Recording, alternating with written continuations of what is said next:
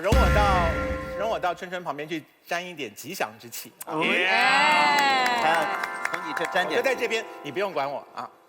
我在这边一方面威吓一下黄志忠，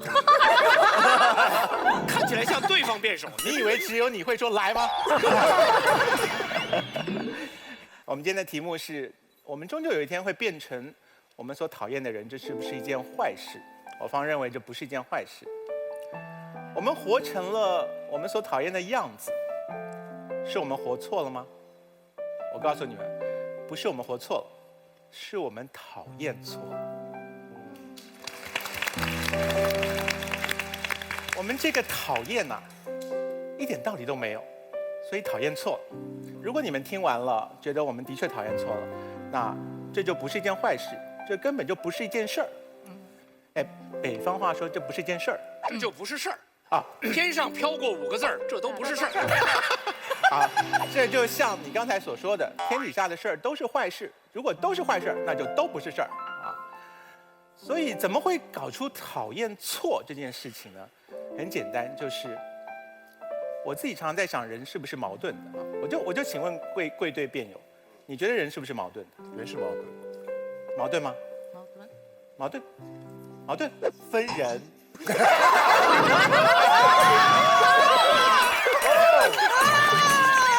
这狼心狗肺的家伙，前面3个都矛盾，我到底在分人啊？邪魔外道。刚才一瞬间看过在找能砸的东西了，一个文人要动手了。我原则上觉得人是矛盾的。我知道刚才罗振宇说讨厌自己的意思，就是我常常看着镜子想说，我怎么一下这样想，一下那样想，我可不可以一致一点啊？前后一致，昨天跟今天可不可以一样一点？不行，我就是一个矛盾的人。然后我知道大部分的人都觉得自己很矛盾。我们人为什么矛盾？我就在想这个问题，我在想说，我们为什么不能好好的像一个小动物一样，它喜欢在森林里奔跑就奔跑，喜欢把自己喂饱就吃饱，想睡觉的时候就倒下来睡觉，这样就不矛盾了嘛？可是我们人身上呢，很不幸，有2个东西，我们有动物的那个部分，又有人的这个部分，这是我们矛盾的来源。我们有动物的那个部分是什么地方看得出来呢？在婴儿时期最明显。从婴儿长成一个大人呢，你们不用一直点头，你们可以奇袭我，你们可以嘲笑我的哈，就是。因为你们这么乖，害我们刚刚显得很无赖啊。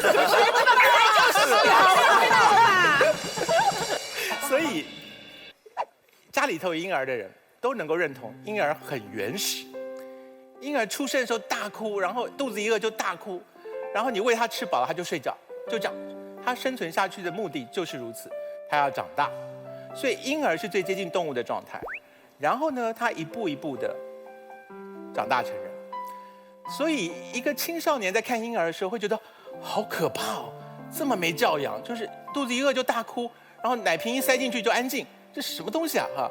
可是他知道，因为青少年身上开始产生非动物的部分，他有了人类的部分，所以从动物长成人的过程当中，他的动物性还在，可是慢慢的要跟他人的部分开始争夺，开始斗争。而人向往的是什么事情？我们怎么分辨动物跟人？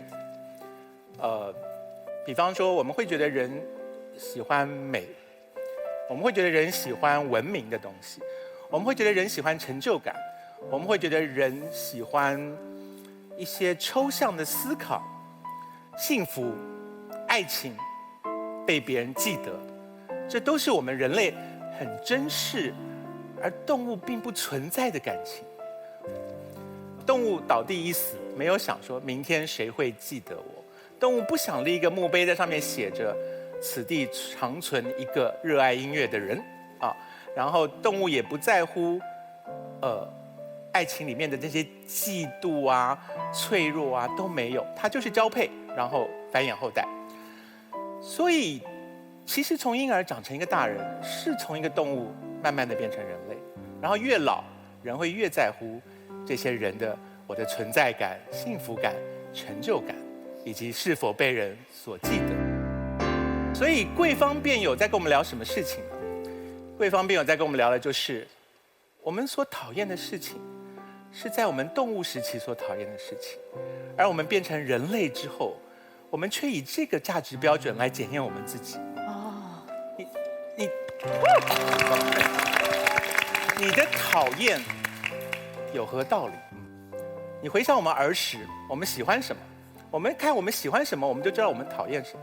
所以你看小朋友喜欢的东西，糖、傻傻的卡通，然后睡懒觉，不要学习，怎么舒服怎么好，躺地上最舒服，那就躺地上啊。然后这个吃饱了就什么都不要做，不要洗碗，最开心。这就是我们喜欢的事情。有一个来自你吗？他的气息。啊，我在认同。你真的认同吗？这个部分还好。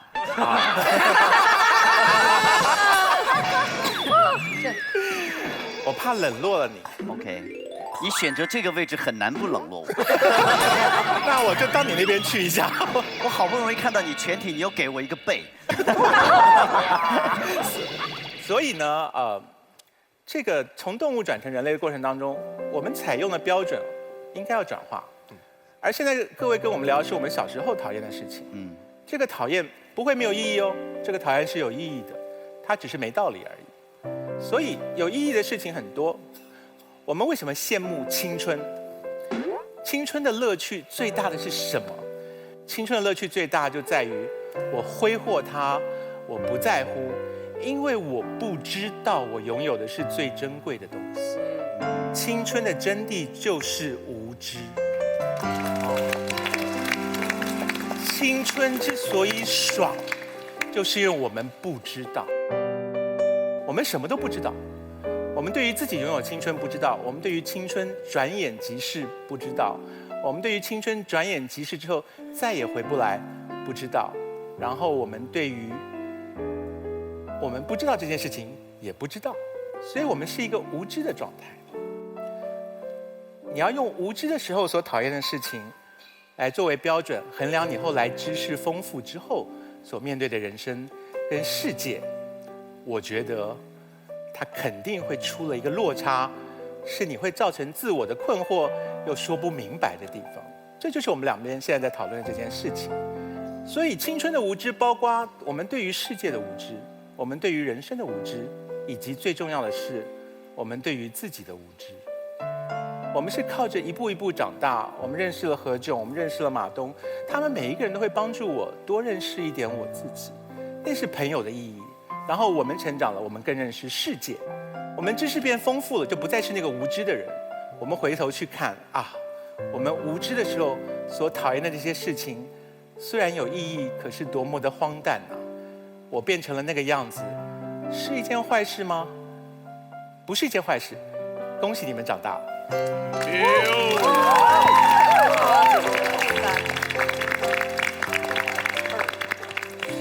我其实好想奇袭。请，给你。请。老师，我只想问一下，难道我们小时候讨厌的事情都是错的吗？小时候，因为我觉得有的是非观或者有的价值观不会因为长大改变。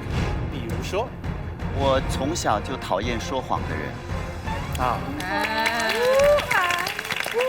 可是你小时候是如何辨认谎言这件事？妈妈说我不饿，这个东西给你吃，这是谎言吗？好，谢谢。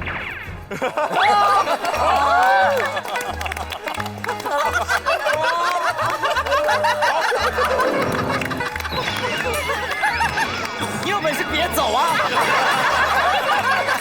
对不对？你给我5分钟，让我想起怎么回答你，再走。讲完就跑，耍帅。好，不好意思，我刚才很失败的奇袭了对方。可爱可爱可爱。我发现我奇袭之后，蓝票又多了。我恨你们！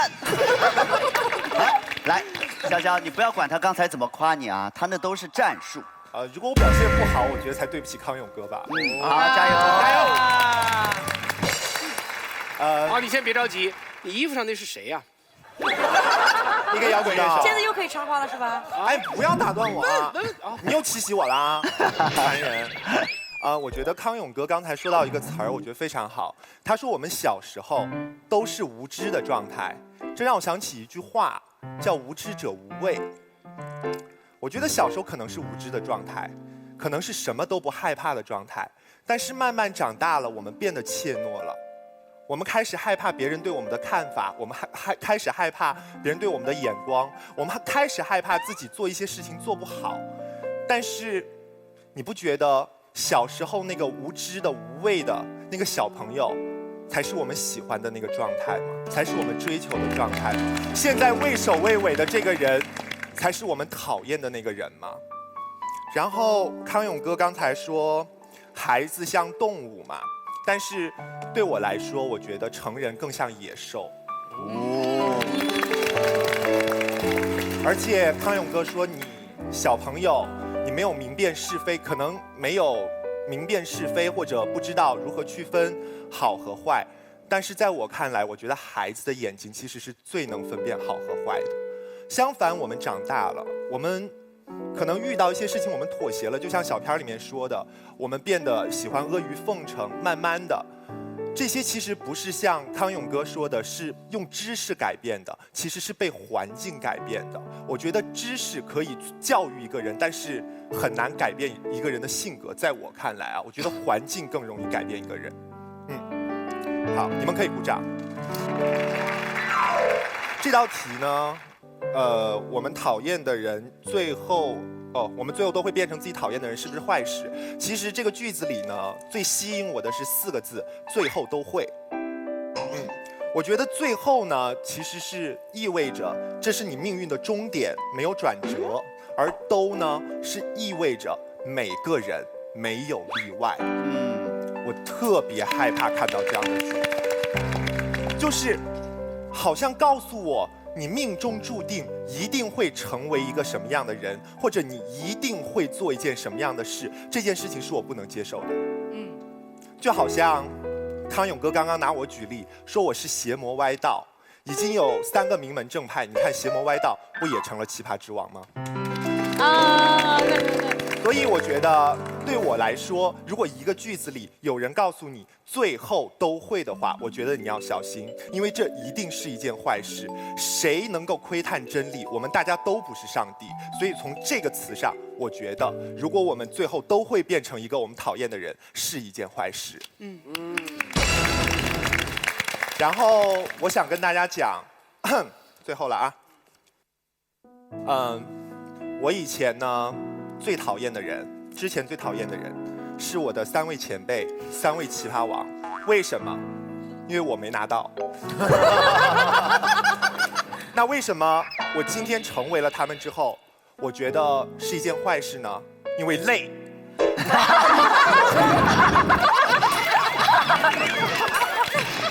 你讲得很对，真的很累。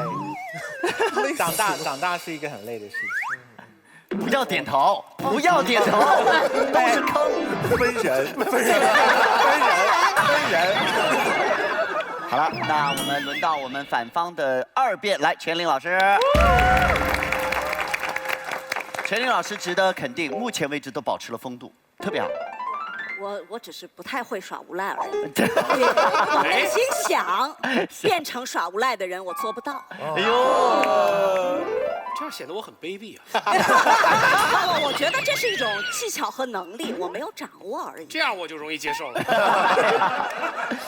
那个，我们先讨论一下关于丧这件事情啊，能配合我一下站起来，对，把背露给大家大大的丧字。一个人怎么会变成一个丧的人呢？一个人变成一个彻底丧的人，只有一种可能性，就是他对所有的好心情和好事儿都讨厌。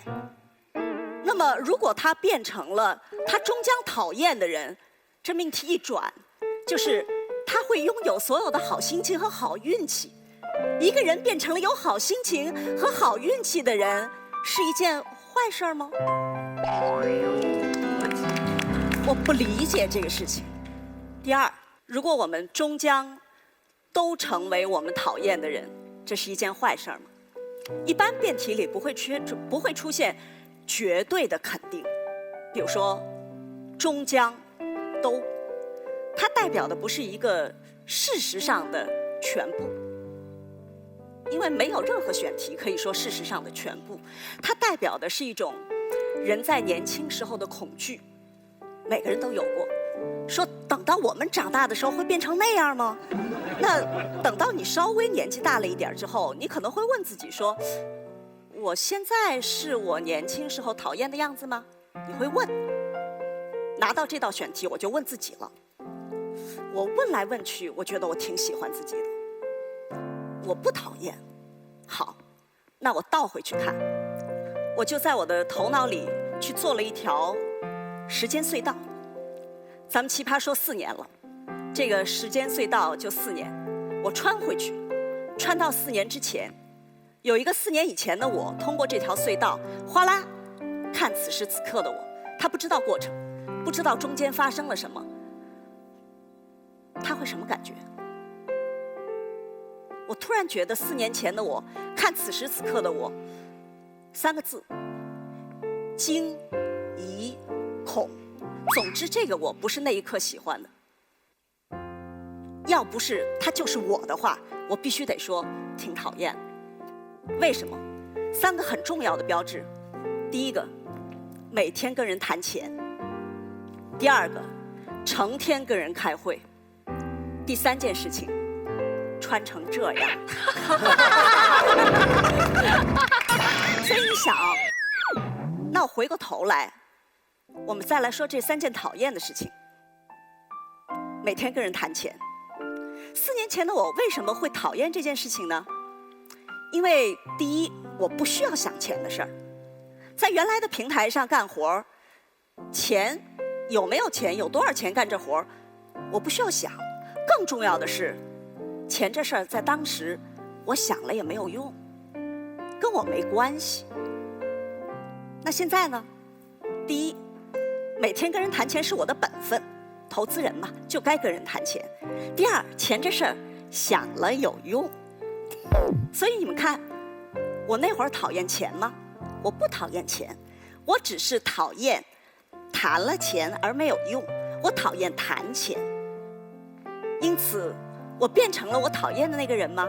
没有，我原本就是那样的一个人。长大只是让我发现了自己而已。而发现自己不能是一件坏事吧。第二种情况，开会。我原来真心讨厌开会，我一直不明白，像我这样自驱动的、干活利索的人，为什么要在一个会议上浪费2/3的时间，听那些跟我毫无关系的事情？我极其讨厌。但是回到现在，我为什么热爱开会呢？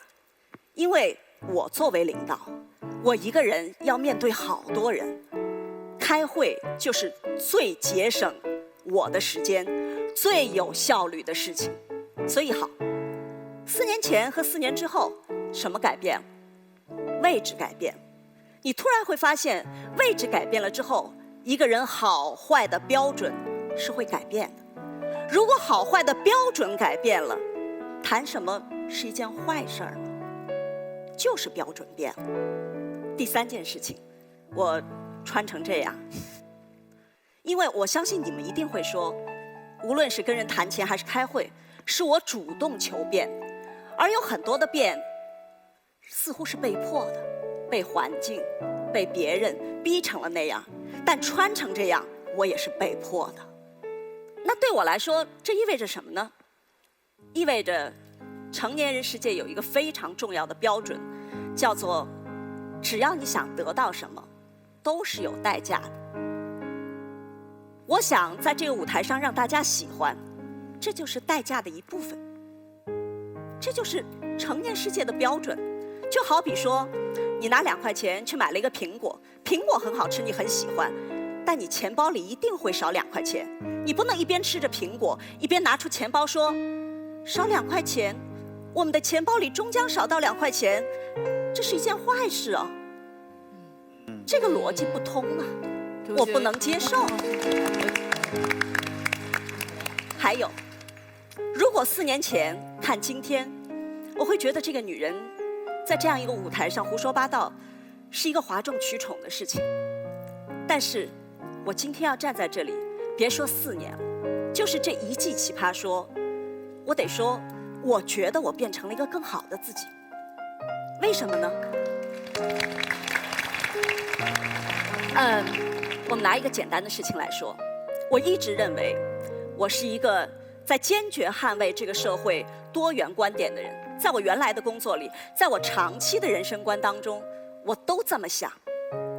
但是到了奇葩说之后，我觉得这一部分是有改变的。在我捍卫多元观点的原本的我其实捍卫的是这样的一件事情，叫做我不同意你，但是我捍卫你的存在。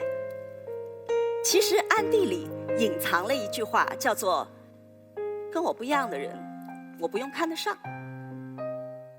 我捍卫你的存在，但我不用看得上。好，所以我来的时候抱着一种这样的心情，叫做我是带着海量的数据和事实，带着明确的逻辑和真理，我希望能够说服你们。如果不能说服你们，至少让你们听见。我带着这么一个伟大的理想来的，我觉得说特别重要。但是，一季奇葩说之后，我觉得听才重要。我把我心里的那个强大的想说服你们的心完全的放下了。特别是最后2场的时候，我心里没有藏着任何我的观点，我等着你们给我惊喜。这样翻过来，那样翻过去，所以我现在这个多元观点叫做：我不同意你，但是我欣赏你的价值。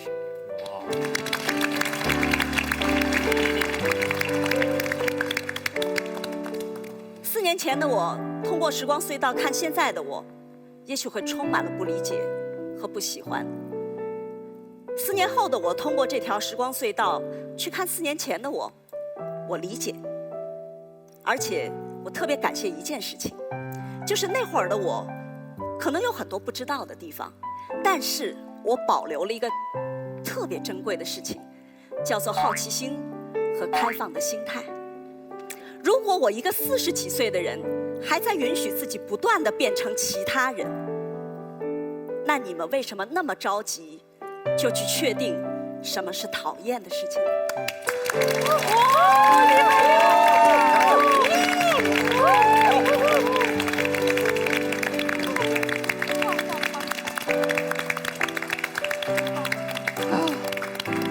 讲得那么好，然后他跟我们说听最重要。老师，我跟你说，我就是一直带着听最重要的心，结果他们跟我说要你毛用。谁说的？我听了1季，你知道吗？我觉得好开心。议长大人啊，我们可不可以自己奇袭自己？因为小朋友们都刚刚放了狠话之后，要让我们腹背受敌，就大家都这么乖，我们觉得很尴尬哎。我要反驳啦！我要反驳啦！ OK， 就当奇袭嘛，好不好？然后拿出奇袭的本事来对他。哎，他现在是这样的，我觉得现在导师们呢，就是有一种感觉，就觉得如果你们就一定要真正一直都是属于这种特别乖巧的辩论方法，就显得他们特别不是人。要求我奇袭，这种要求我真是头一次听过。有请全林老师。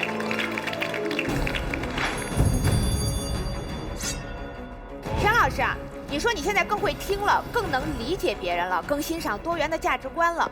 那我问你一个问题，那等于你成为很多人吗？你更能理解一个人，等于你就成为了这个人吗？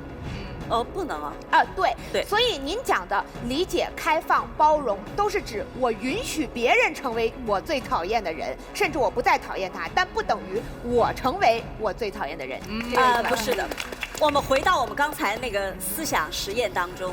是4年前的我看现在的我会觉得挺讨厌的，而我们这道题的本真在于，这是年轻时候对未来的恐惧。我回过头去看，其实没那么讨厌。其实是这样。那也就是说，当你觉得自己没那么讨厌的时候，你才能成为这样的人。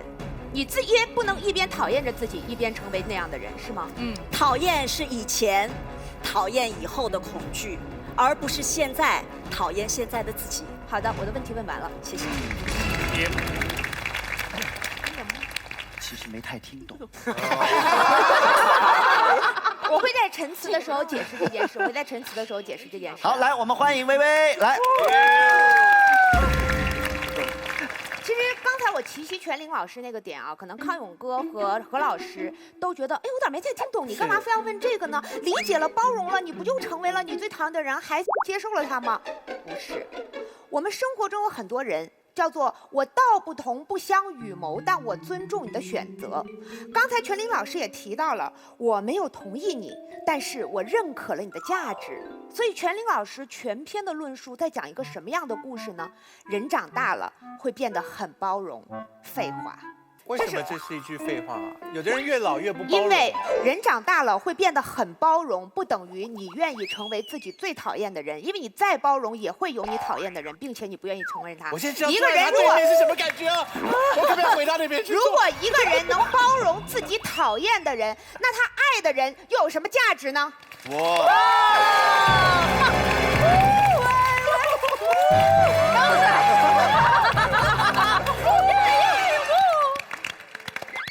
我们来解决一下康永哥说的事情，人性战胜动物性，那意味着什么呢？人性必然是好的，动物性必然是坏的。好，那是因为什么呢？我们心里都觉得自己是人嘛，对不对？但人性都是好的吗？人会阿谀奉承，动物会吗？人会说谎，动物会吗？人会残杀同类，不为了饱腹，我仅仅喜欢杀本身，动物会吗？人性未必都是好的，人性不是纯善的，人性到底本恶还是本善，没人知道呢。现在这件事儿，所以动物性输给了人性这件事到底是好事坏事也不知道啊。所以只能说你长大之后判断跟小时候不同了，但不能说你长大后的判断就一定是对的，小时候的判断就一定是错的。对。好，所以我们已经解决了刚才对方辩友所说的那些问题。对方辩友所说的问题其实都有逻辑问题，但是为什么大家都会支持他们？因为令人感动啊！我们要长大呀，我们要接纳呀，这些都是对的价值观，但是跟本辩题都是无关的呀。现在我来论证一下我们方辩题。你想想，一个人原来很讨厌另外一个人，后来他不知道为什么就成为了他最讨厌的那个人，这个中间一定发生了什么事儿吧？你没有想过这个中间一定发生了什么事儿吧？比如说，我最讨厌有话不直说的人，忽然有一天我变得说话特别婉约了，你们会不会觉得我私底下被谁教训过了？是吧？比如说，你是个特别懒惰的人，你本来就想随便找份工作，过个平平安安的小日子就算了，忽然有一天你去创业，过得贼振作，每天都不睡觉，会不会是你们的家庭发生什么变故了？又或者说，你从小到大最讨厌那种巧言令色的人，忽然不知道哪一天你就变成公司里的马屁狂魔了。这会不会是因为中间发生了一些让你委屈、让你不服、让你咬牙跺脚说老娘豁出去了的事儿？请问这中间发生的事儿会是好事儿还是坏事儿呢？啊，会是坏事儿，会是坏事儿。你知道我们就是这么成长起来的，所以刚才康永哥有句话我很同意，成长不是好事儿啊。所以你们说的成长，你们说的变化，你们说的包容，都不是好事儿啊。明白吗？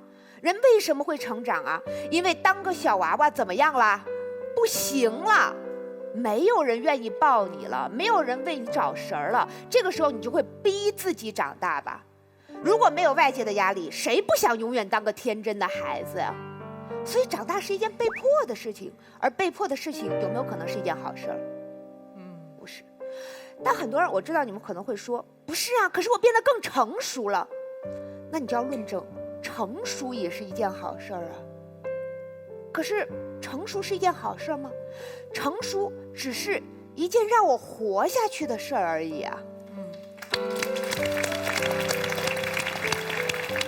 我们再接着想一个问题，一个能让所有人都快速长大的社会，一个能让你变成你最讨厌的人，你还得甘之如饴的社会，到底是一个好的社会，还是一个坏的社会呢？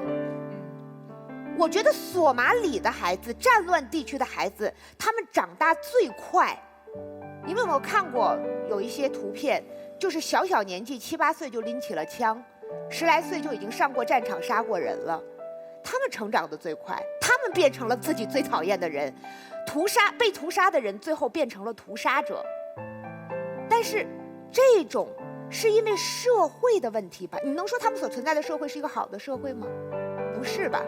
一个健康的社会应该让每个人都学习自己有兴趣的东西，都应该让每个人去做自己有兴趣的工作，也应该让每个人长成自己一开始小时候做梦就说我要当科学家的那个样子，而不应该由生活将他们不断的琢磨。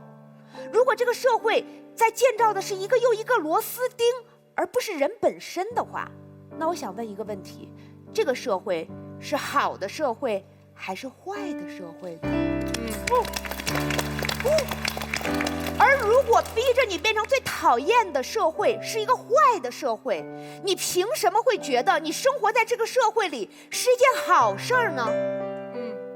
很多人说，我还是觉得，因为社会这样教育你，对，因为你斯德哥尔摩综合症，这是真的，这是真的。因为我们没有力量把生活改变，我们最终都会变成自己讨厌的人。如果有一件事儿你最终要去做，你不得不去做，请问你催眠自己，这是件好事儿还是件坏事儿？你当然催眠自己是一件好事儿啦，这是对方的整个逻辑啊！你总要长大的，你总要成熟的，你总会被社会改变的。如果你不认为这是一件好事儿，你知道他们的潜台词是什么？你还该怎么活下去啊，孩子？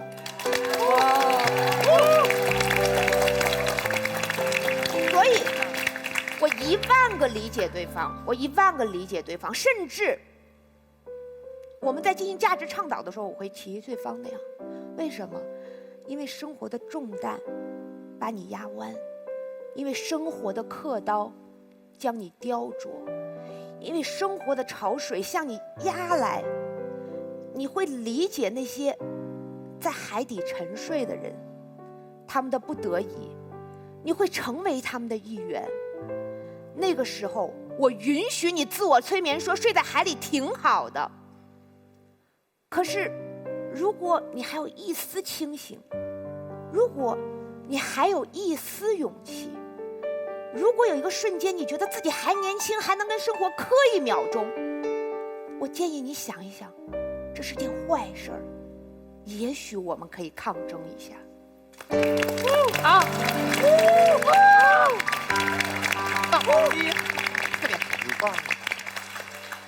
因为大家都很守规矩，所以我决定守规矩。议长大人，我可以提醒他吗？ OK， 好，来，小事情。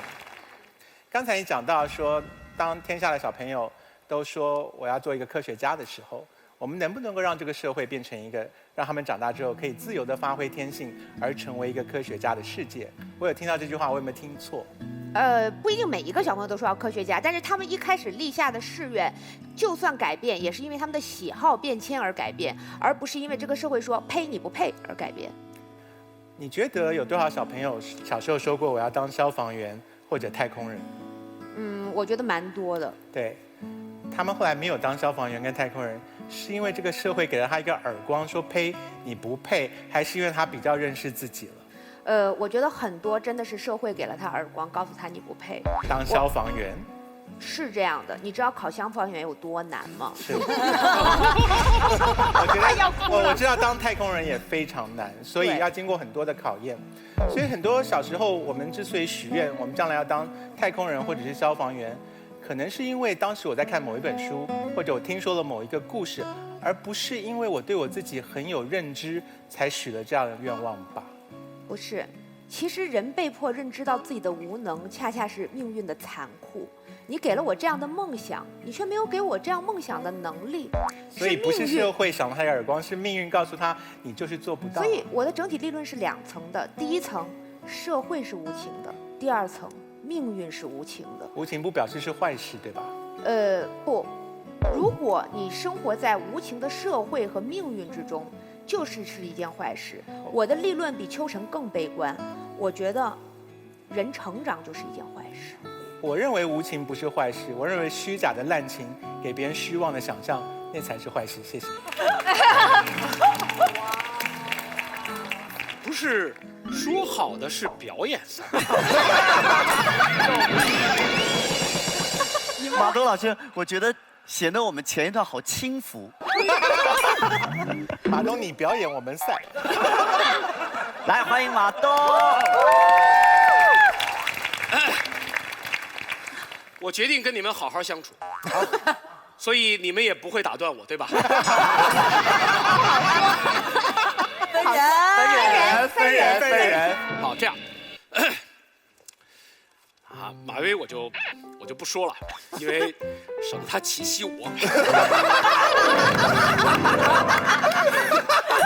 我给自己留点活路。秋晨，你不要说话啊。秋晨刚才告诉我们说，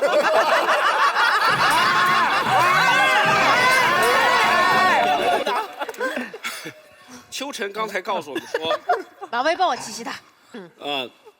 说你们的立论是不是一件坏事嘛？啊对不对？他有一句话，他是一说件坏事你就我们是一件坏事，你们你们不要说话。你说反了。没有，我说反了才需要你不要说话。是这样的，他刚才说了一句话，全场鼓掌，我也没听明白。他说，如果不那样，你就成了别的人。对，这事儿特奇怪，就是在你成长的过程当中，你小时候讨厌那样子，后来你那样子了，你就成了别的人吗？我小时候就讨厌胖。我特别讨厌胖，但我还是我，这才是悲剧。我要是能成为别的人，就没这么悲惨。让我们听到了一个故事，就是考古学家发现了曹操墓，里面有2个棺材，一个是成年人，一个是小朋友。人们问小朋友是谁，考古学家说那是小时候的曹操。什么鬼？不对，曹操墓里只埋了1个曹操，对不对？对，所以无论你变成什么样，你还是你。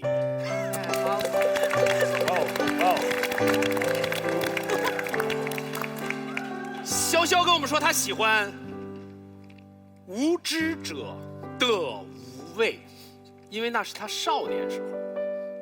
不是的，我们真正喜欢的是潇潇这样的，有知依然无畏。为了赢他这种瞎话都说得出口啊！好，我只是在潇潇有知这件事撒了谎，他的无畏是有目共睹的。这是刚才你们聊的事儿。我们题目是什么来着？我们题目是我们终将成为我们自己讨厌的人，是一件坏事吗？我们说不是一件坏事，这是咱们的立场吧。我来说说讨厌啊，就这道题目为什么不是我们都终将成为我们憎恨的人是一件好事吗？你不会想这个问题，你终将成为你讨厌的人是网上流传的一句话，因为它触发了每一个人的思考。但为什么我们终将成为我们憎恨的人是一件好事吗？这句话没有流传开，因为不需要。我们终将成为与自己不共戴天的人是一件好事吗？你不用问，你直接看病就行了，对不对？所以为什么我们终将成为我们讨厌的人会触动大家，是因为它存在可能性，而且这种可能性非常大。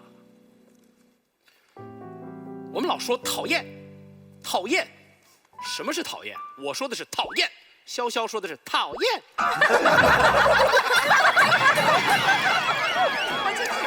讨厌啊！我跟你讲，讨厌还有另外一个意思，什么意思？我人生当中啊，你们看我这么随和，我人生当中没有讨厌过任何类型的人，真的。我一生只讨厌一种人，就是长得帅的。他们太讨厌了，为什么？因为无论你有其他任何优点，我都可以努力。比如你说你有钱，我也可以挣啊。然后你有才华，我也可以学呀。我就算学不到像高晓松那样，但是我看看他那张脸，我会说报应。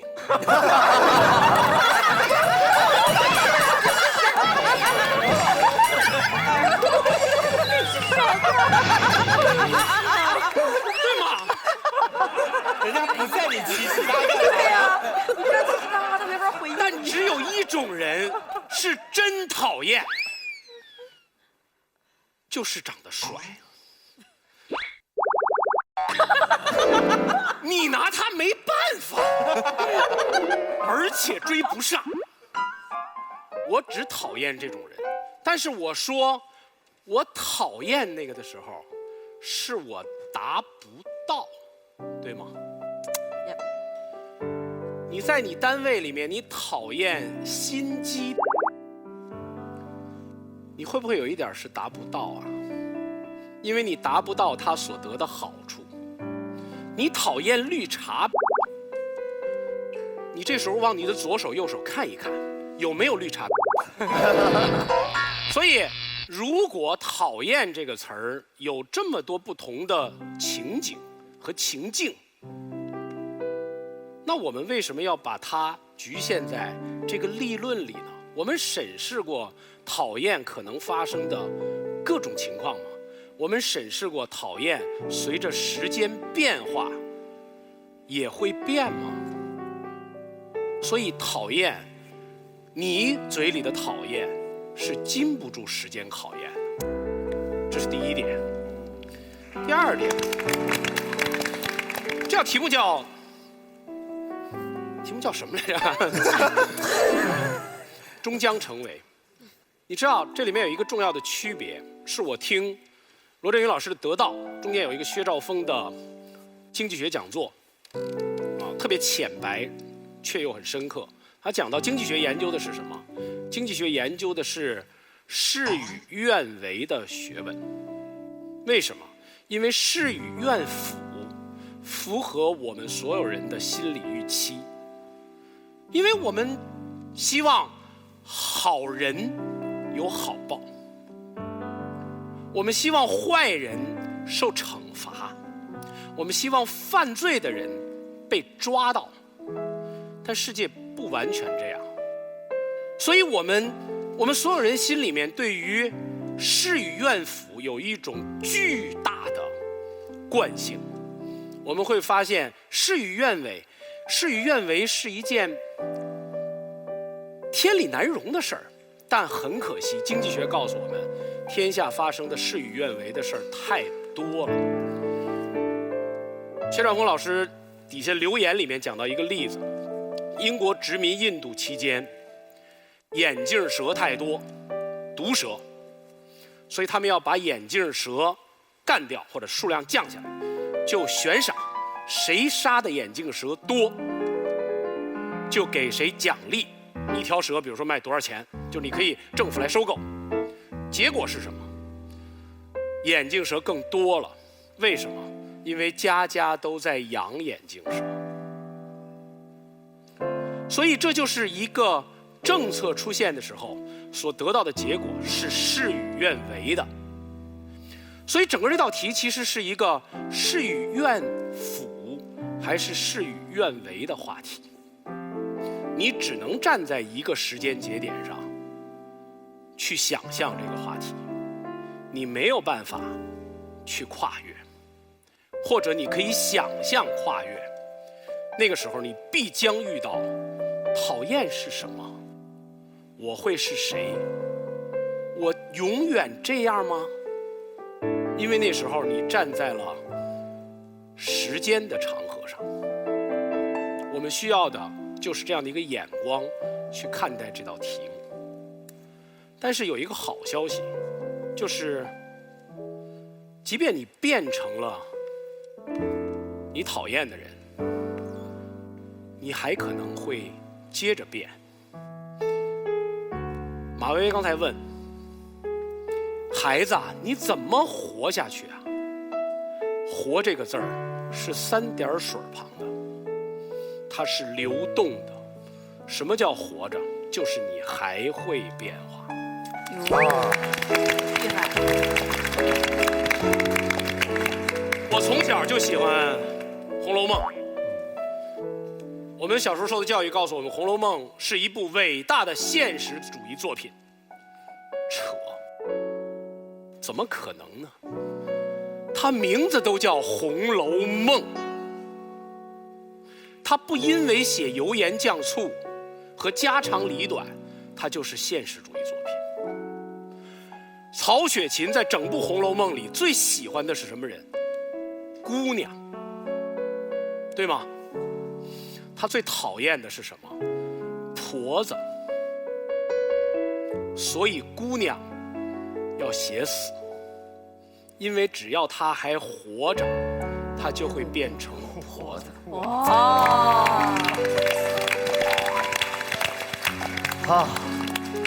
贾宝玉喝多了，走进了一个房间，发现了一副对联儿：世事洞明皆学问，人情练达即文章。好多人都知道。他说我不在这屋待着，俗气，我要睡秦可卿那屋。我怀疑他一直就是想睡那屋，只是给自己找到了一个借口。但是为什么这句何必讲呢？你就忍不住要讲这件事。但是为什么他会讨厌世事洞明皆学问呢？因为这就是《红楼梦》的价值观，它是人生的一个片段，因为它把这个片段淋漓尽致地展现，所以它才是一部伟大的作品。有一个好消息，你还有一种选择，就是世事洞明，却不以世故待人，你能活下去。以上。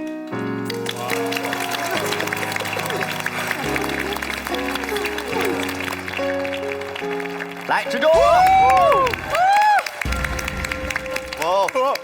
上他！好，来，我先讲一件事情，就是我们讨论到现在为止，我们所讨厌的所有东西，大家都谈的都很轻。哦，讨厌什么呢？讨厌胖，讨厌满口钱。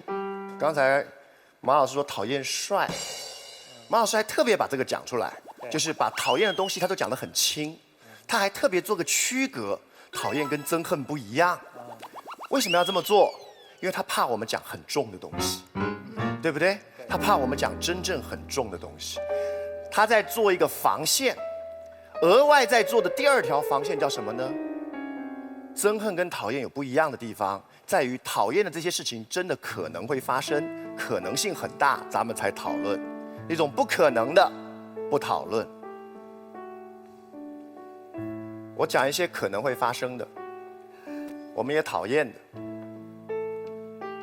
而没有那么轻的。家庭暴力，对不对？小时候看父亲打母亲，说我以后我不要成为这样的人，这个是讨厌。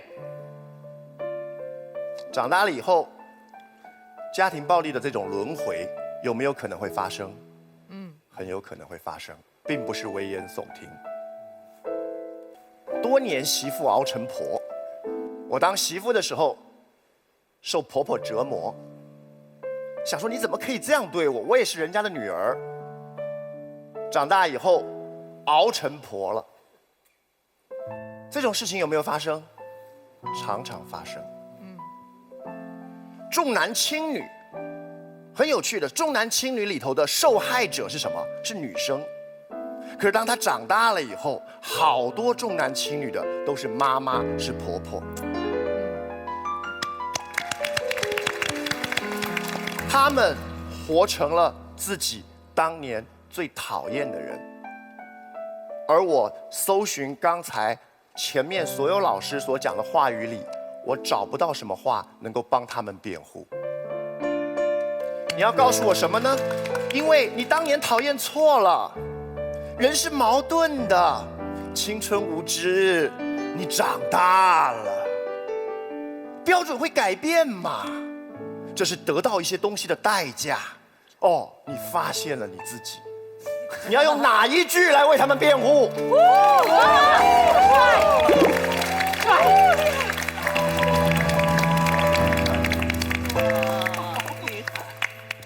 还没完，成为自己讨厌的人，他可以是个体，也可以是群体。我们看过历史书，受压迫者一反身就可以是压迫别人的民族，对不对？受侵略者一转身，他就可以侵略别人。我们要告诉你的，不是成为自己讨厌的人是一件坏事，它比坏事更糟糕，它是一个悲剧，它是一个悲剧，是一个关于人的悲剧。人有什么特色？刚才马维已经提了前半段，我帮他接后半段。人是一个必须心安理得的物种，所以我们非常善于将自我的处境合理化。事实上，我们这一辈子都在干这件事情。一件东西，无论你有多讨厌，只要你对它无能力改变，那么久而久之，你为了摆脱心中那种无力感，你为了希望每天晚上睡觉能够心安理得，你就会试着说服自己，这没那么糟，这没有那么糟。不好意思，我讲接下来这句会很重很重，只是因为我心里很想讲。有些受侵害的女孩子，她为了让自己不要让自己相信这是侵犯，她会告诉你，我其实是爱上了对方。哦，是这个。人自我合理化处境的能力就是可以这么强大。这是悲剧，自己写就的悲剧。因为我不这样想，就像前面说的，我晚上睡不着觉，我会自责，我会觉得自己变坏了。有没有办法能够让我避开这一切的情绪？有，只要让我相信我没有变坏，我没有变糟，我就可以摆脱这一切。而刚才1到3遍都在提供这种方法，对不对？都在提供这种方法。可这个方法有没有穷尽？有没有极限？有。我们刚才举的某些例子，让你听到说，我真的很难在为这种事情洗地的时候，你就可以意识到你碰到了那个极限。在不碰到极限之前，你就会想，对呀，是一场误会嘛。这就是第一种自我写就的悲剧。而第二个，它还是一种轮回的悲剧。悲剧最悲的是什么呢？是这个悲剧会制造悲剧。这个悲剧不会停的，它不会在某一代人身上停，也不会在某一个人身上停。你知道，《笑傲江湖》，不好意思，我超爱讲武侠小说。《笑傲江湖》里有一段，他讲的是人我行。人我行，东方不败，对不对？两个人不用我讲，人我行就骂这个东方不败，说东方不败这个地方作威作福。折辱老弟兄，对不对啊？这个王八蛋，他找了人啊，认为这个令狐冲啊什么什么的，把东方不败干掉之后，他再次成为了日月神教的教主。小说上怎么写？教众纷纷来对帮主呢，新的教主磕头跪拜。任我行马上站起来说不必多礼。刚站起来的时候，为什么？因为他以前在教众当中是以兄弟相称，无非抱手啊一拱手，不用跪拜。可是刚站起来，想到当年东方不败篡我教位，无非是怎么样，无威不足以服众。想来是我过去对人太过仁厚所致，所以讲到一半就坐下来，那一跪他受了。后来教众再纷纷跪拜的时候，站都不站起来了。令狐冲那时候呢，已经退到门口，隔着远远的看着人我行，接受教众一批一批的跪拜。他心里问什么？这上头坐的是东方不败还是人我行？有什么区别？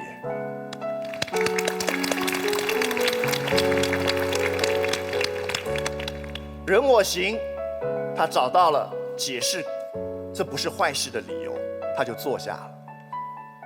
你们努力也找得到，对不对？我还喜欢蝙蝠侠。蝙蝠侠有一个特色，在所有超级英雄里，他是极少数不杀人的。他不杀人，为什么你知道吗？因为他是暴力的受害者。啊，我们都知道蝙蝠侠怎么来的，砰砰2声。所以蝙蝠侠不杀人，他不要变成自己最痛恨的人。他可以私刑，他可以成为一个暗夜的执行正义者，他可以去监听，他有最后一点点，因为他所干的所有事情跟坏人几乎没差别的时候，他有最后一点点说区分我跟你，我不杀人，我没有变成我最讨厌的人，我不杀人。小丑说什么？小丑杀人。在《黑暗骑士》的这部电影头，小丑说：“来，杀了我，对不对？杀了我，因为我要跟你证明，你跟我是一样的。我们都是躲在面具之下的那个扭曲者。我们为了达成自己的目的，都不择手段。只是我不择手段的是做坏事，你只是不择手段的在干一件你以为的好事。”他说：“我不一样，我不杀人。不，来，你能够到什么极限不杀人？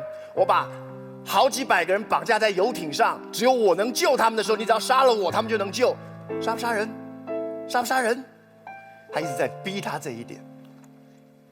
我相信，蝙蝠侠杀完小丑之后，他也一定可以找到怎么样？心安理得的理由，对不对？太好找了，对不对？可是呢，然后呢？接下来的日复一日的每一天，蝙蝠侠怎么看自己呢？他没杀人，这是他唯一的差别。我相信在蝙蝠侠心中有一个最后的恐惧，就是也许我跨过这条线之后，在某个暗巷，我为了阻止犯罪，小丑跟小丑女砰砰2声打死之后，旁边有个小孩，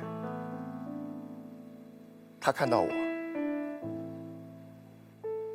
我不能让任何的事情轮回，所以我们会鼓励谁，我们会推崇谁，我们会推崇的不是那种觉得算了嘛，这不过就是人生，对不对？算了嘛，这不过就是成长，所以呢无所谓，我有什么特别了不起的，我就跟着轮回一起走。不，我们推崇的是跳出轮回的人。当黑人欺压白人的时候，黑人的民权领袖带着黑人起来。当你掌握权力之后，他们说：“那现在轮我们欺负白人了吧？我们有权，而且呢，以道理来说，我们也很有正当性。”他说：“不行，我们不干同样的事。”当你这样说的时候，搞不好黑人弟兄都会不会原谅你，对不对？以前他们欺负我们这么狠，你现在要我们放下来，不行。而这个人才伟大，对不对？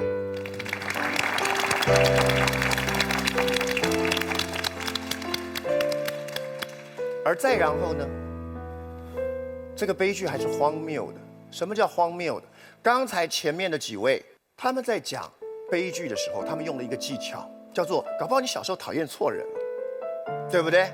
他们的说法叫做我讨厌错人了，我的讨厌是会变化的，我有朝一日是会发现我自己的。想想一件事，你讨厌一个人，你憎恨他，你不爽他。然后你长大发觉我当年讨厌错人了，跟自己取得了大和解，你以为这玩事了？人家是不是很倒霉？对不对？我白受你讨厌这么多年了。你想想看，比如说，如果今天张老师，你就是最讨厌某些做摇滚的人，讨厌过很多年之后，你终于发现人家当年没有错，是我讨厌错了。于是你跟自己取得了大和解，他呢，他在等着新一任的张老师继续讨厌他。我们的讨厌难道没有外部效应的吗？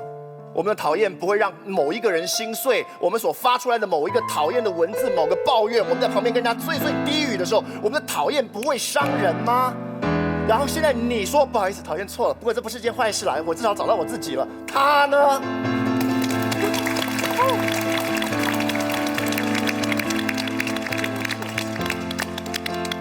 所以，也许你之后发现当年讨厌错人了，你就欠他一个道歉。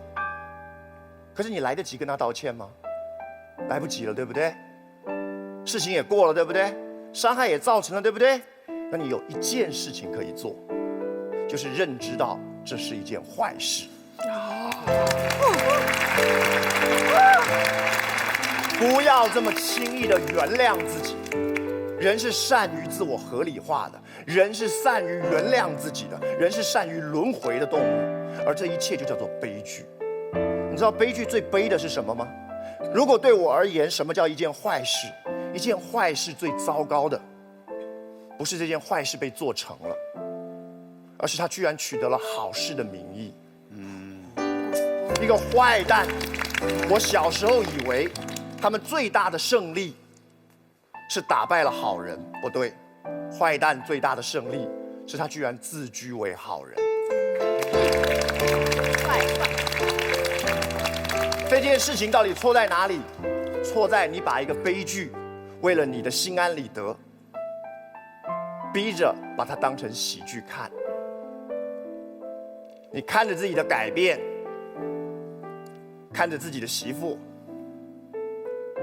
看着自己现在的老婆，看着曾经的伤害，你看着看着，笑着笑着，觉得这应该是个喜剧啊，这不是坏事啊，我只是找到我自己了。你看着看着，眼泪就下来了。为什么会哭呢？一定是因为这个喜剧太好笑了，对不对？一定是因为它太好笑了。好爱演啊！真的好爱演哦！对不奇袭吗？我没有觉得多争取2分钟时间吗？没有要奇袭，我想跟议长告状。你说他是笑面虎，因为我刚刚在他那边演讲的时候，我每次看到他，他都笑着点头说，然后他就把我讲的每句话都记下来反复。你没注意他笑的时候，他笑的时候是这样的，手一直在。我现在知道你们吃他的亏是什么感觉了。我们错就错在把一场非常其实是高手过招的辩论，我们误以为是其乐融融的表演赛。你发现没有？他把我们的悲剧当成是喜剧。是他把我们的喜剧当作悲剧，我们写得更悲剧。哎呀，好，笑得都落下泪了。现在回想起来，康永哥刚才还特别走到执中身边，显得好傻。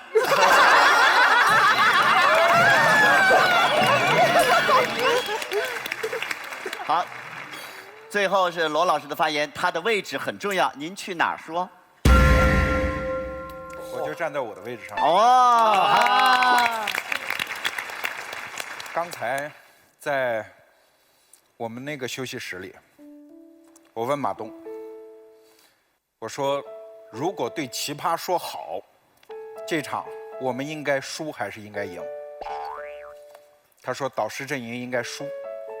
然后我说好了，心里有数了。要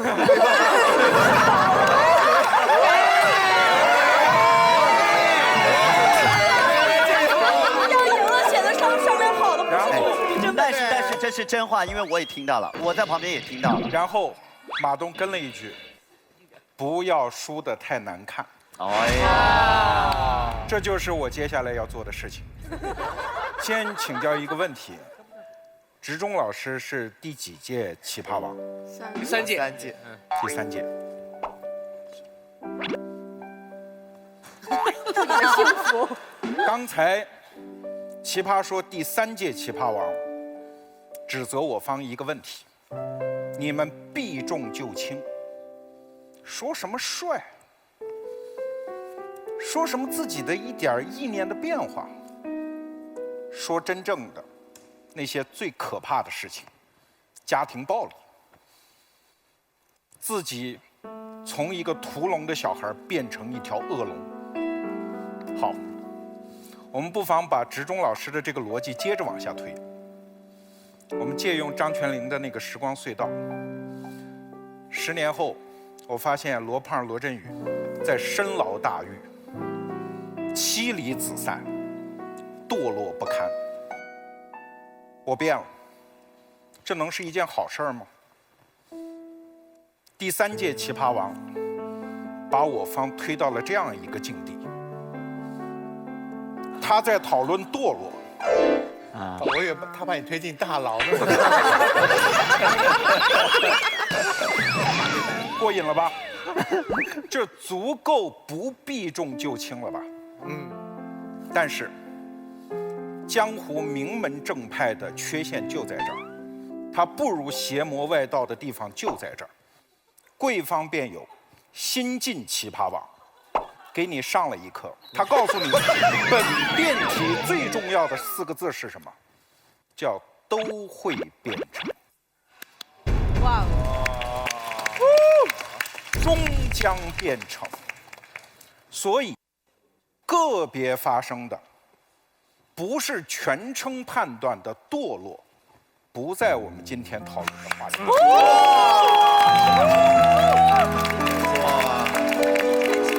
我们要讨论的是每个人身上都要发生的事儿。你会有家庭暴力吗？没有。你会变成恶龙吗？不，我说没有的意思是我没有。你会自我合理化所有你的劣迹吗？会。我相信你不会。所以特别怕他说你怎么知道？奇葩说这个节目正在变化，恭喜你新晋奇葩王，你找到了本场辩论的要点。我知道，我知道。马薇薇小姐是第几届奇葩王？第一届。不好意思，你也输给了她。马薇薇在讲一个问题，她这一刀真的是致命啊！她说所有成长都不是好事儿，那怎么变？不好意思，这也不是本话题。因为成长是一个什么过程？是一个种子，所有包含的信息逐步展开的过程。当一个花朵说“我喜欢盛开，我讨厌凋零”，这是好事还是坏事？这取决于你自己的价值观。你讨厌你自己，你跟谁都说不着。比如说，我喜欢很帅，我喜欢不胖，我喜欢不死，我讨厌死。这就是你自己啊！你从一个种子包含了所有的逻辑，只不过在时光中你逐步展开而已。你喜欢成长还是不喜欢成长，见仁见智。这种话题，你懂的。老司机，这种话题是不会放到辩论赛当中的。所以今天很不幸啊，需要一个结辩的人来正本清源。我们在讨论什么？这个题目在讨论什么？3个条件。第一，我们正在讨厌的事儿。第二，每个人身上都会发生的事儿，没有人逃得掉哦。不是什么堕落，有人不堕落的哦。第三，不是什么我从价值观判断，我就说成长很坏，不是，是每一个人身上会不一样，程度不一样，方式不一样，会出现的这个结果，这叫终将发生的。我再重复一遍啊，是一件你讨厌的事儿，是每个人身上都会发生的事儿，是每个人发生的程度和方式不一样的事儿。这个事儿我们通常称之为叫成长。无一例外，请注意，我不是在使用辩论技巧，把本辩题转化为一个褒义词，来试图暗度陈仓。成长还能是坏事吗？对，成长有可能无是无非，不好不坏。比如说，在大多数人身上都会发生，年岁越大，你的口味就越重。年轻的时候爱喝糖水，年老的时候爱喝酒精，没好没坏，这也是成长。所以成长的本质不是提高，不是向好，成长的本质是变得复杂。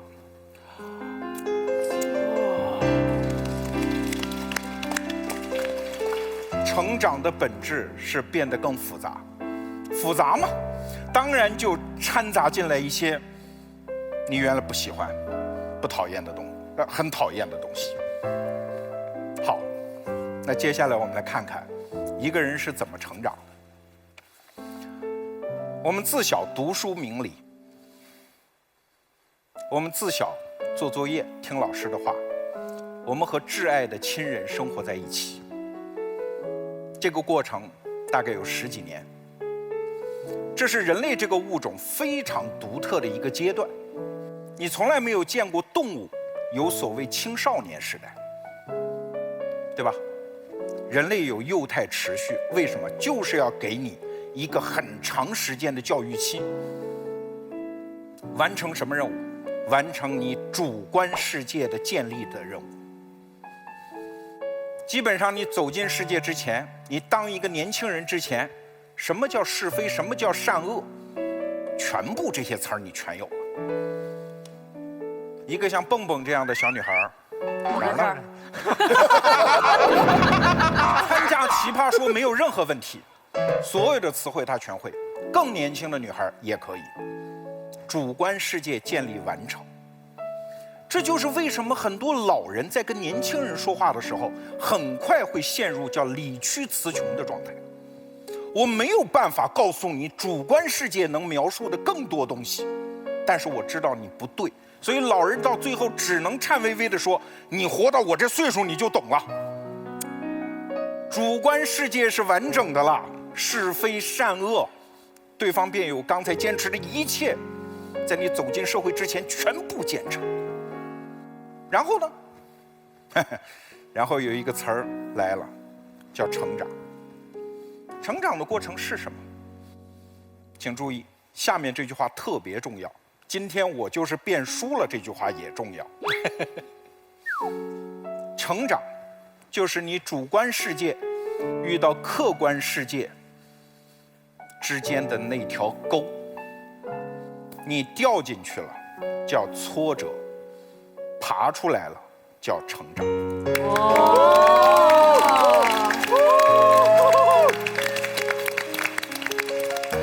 我们再来定义一下成长。成长就是遇到一件事儿，你无法接纳，然后你咵，整个心理人格碎掉，整个自己碎掉，然后把那个你原来讨厌的东西，你看看，这个时候你做2个选择。第一选择，啪扔掉，重建；第2个选择，放进来，重建。第2种叫成长，第1种是不成长。认知在变化，但是有一个词儿叫灰度认知，黑白决策。今天各位，不管现在你们对这个话题心中有多少犹疑，一会儿你们是要派下啪啪扭的，那是黑白决策。对，我们每一次自己碎掉的时候，我们要面对一个选择：我要不要把那个我不喜欢、让我碎掉的东西放进来？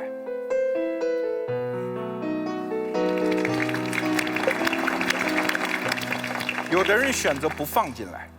好，你碎掉，然后你有2件事要做：第一，自己觉得很可怜；第二，向周围所有的人讨要怜悯，然后可以重建。不怪我，他把我弄碎了。你看我哭了，你们递纸巾吧，2排的。OK， 可以，很多人这样做。但是我们知道，总有一种人会另外一种做法。我碎掉，然后迅速的把那个让我击碎我的东西放到自己身体里，然后重建。今天在座的各位和我一样，我没有参加第4季奇葩说之前，我是奇葩说的一个怎么说呢，真的叫脑残粉。真的是每次只要上线，我会守在电脑前看。为什么？因为我要享受如此高速的、高频度的自我的破碎和重建。这是《奇葩说》这个节目给中国这个时代带来的一个伟大的馈赠。不管对一个辩题，我刚开始是怎么想的，我知道所有的奇葩一定会讲出我没有预设过的角度，一定会让我对这个事情的认知在过程中发生一些犹疑，那些我不喜欢的、我讨厌的那些角度，最终有的会进到我的身体。这就是这个节目我作为粉丝我对他的看法。每天晚上我守在电脑前，我公布唐娟，我一定会多重建几次。成长的速度在《奇葩说》这个节目面前，我是惊人的。第4季《奇葩说》，我来到现场，我进来的第1天我就碎了，当然我也特别容易碎哈。就是我发现，我平时在生活中还算是一个会开玩笑的人，但是我到了这儿，我跟一傻子一样。面对蔡康永、面对高晓松和马东这样特别会应激作答、会开玩笑的人，我就像一个傻子。当然，我也不是娱乐圈里的人，请来的男神和女神，我也不知道我自己跟别人开的玩笑分寸是怎样的。在座的各位奇葩都知道，表现稍微失常，在微博上你们享受的待遇是什么？我那一天就碎掉了。怎样？把钱退给马东，然后撤掉吗？不会的，钱已经花了。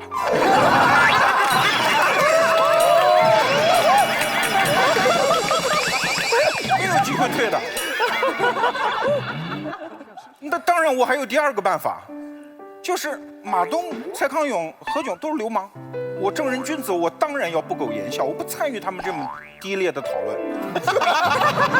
然后在奇葩这儿得不到任何同情，回自己公司啊，我是老板，随便叫进一个人来说，讨不讨厌马东？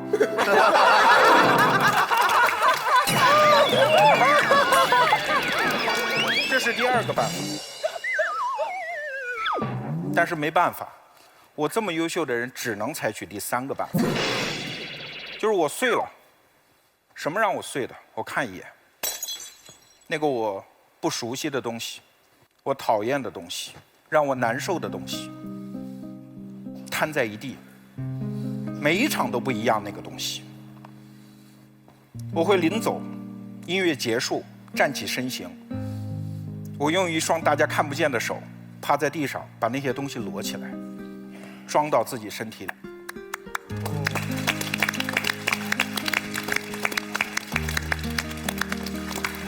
这就是你讨厌自己的地方，这就是我们成长的真实过程。你说，你选，这是不是一件好事？哎呦，好。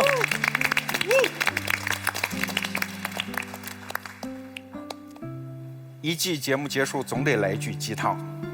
去年去世的歌手雷昂纳多·科恩说：“万物皆有裂痕。”那又怎样？裂痕，那是光照进来的地方。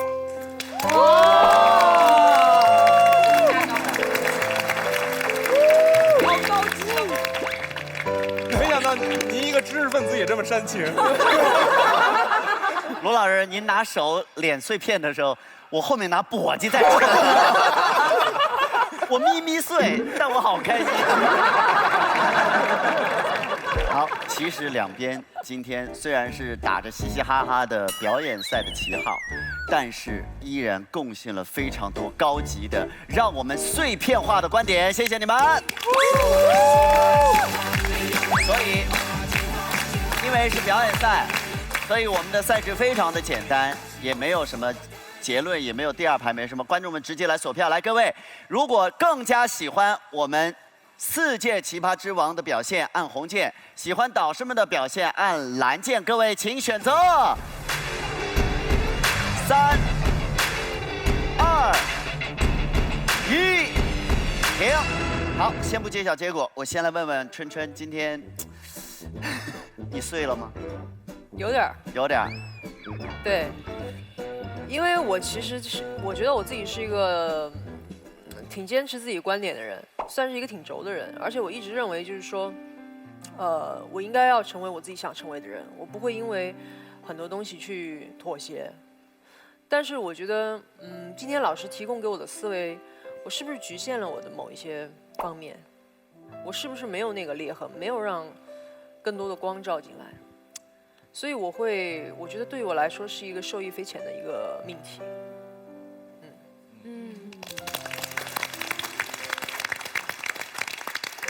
其实你冷静的想想，我从05年见到你，到我今天坐在奇葩说的这个议席上，就咱俩，你已经让自己的生命透进很多光了，真的。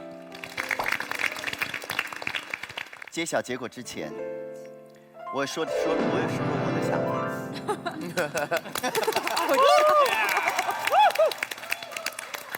我并没有准备煽情。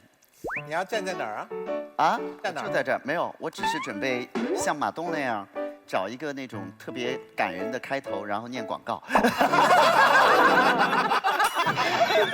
是真的，我本来有一些感想，但是真的罗老师刚才那番话一下就，真的是让我刚才看了一眼马建岳，然后我突然用嘴型跟他说，我说听他的话我好难过，马建岳也点头，就是那种。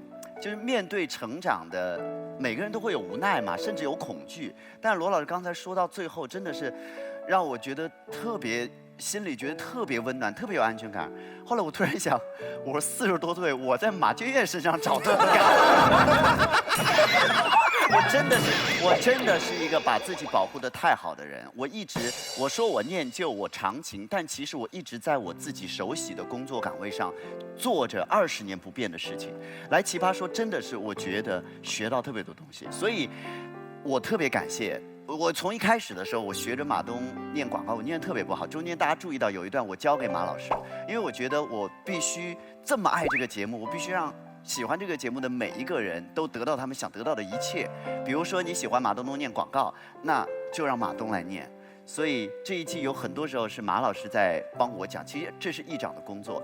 所以最后一次让我深情的来感谢一下我们的赞助商，好不好？哦，这也卖得出去。那哥们儿，我就不说那个名字，你可以多细长一点来。谢谢咸鱼。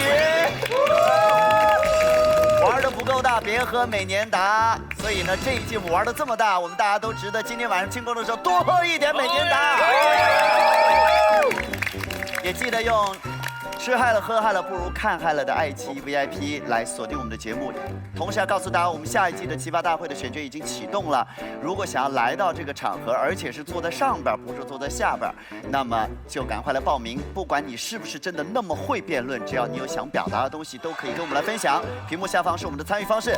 那接下来我们来宣布最后到底是导师胜还是奇葩之王胜？来，请看。哎，这是我跟你说，你们老是瞧不起人。我真的摇滚圈很热门，好多姑娘喜欢我，你们总是不相信。